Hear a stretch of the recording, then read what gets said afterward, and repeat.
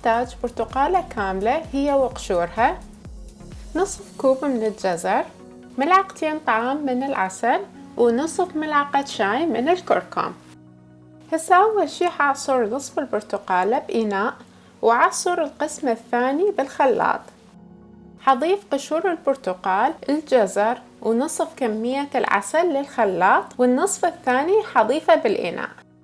بعدها حضيف الكركم للخلاط وملعقتين طعام من زيت الزيتون، وأخلط كل المواد سوية.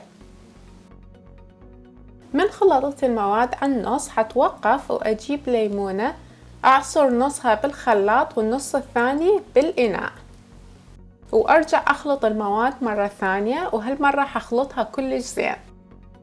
بعد ما كملت حاخذ كفوف بلاستيك وأخلي خلطتنا بداخلها.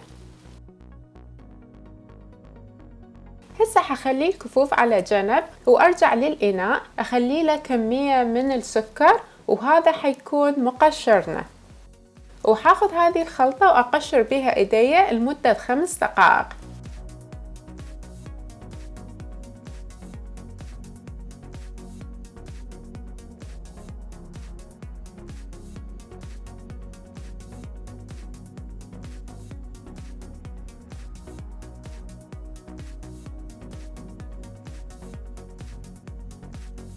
هسه بعد ما غسلت ايديا حاخذ الجفوف اللي حضرناها والبسهم، وحغلق بداية الكف باستخدام هذه البلاستيك بانز. تقدرون تستخدمون قراصات الشعر كبديل حتى من اشتغل او حتى انام الوصفة ما تتسرب وتوسخ الملابس.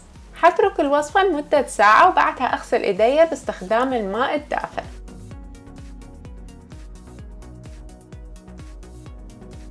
هذه الوصفة أنا أستخدمها مرة بالأسبوع.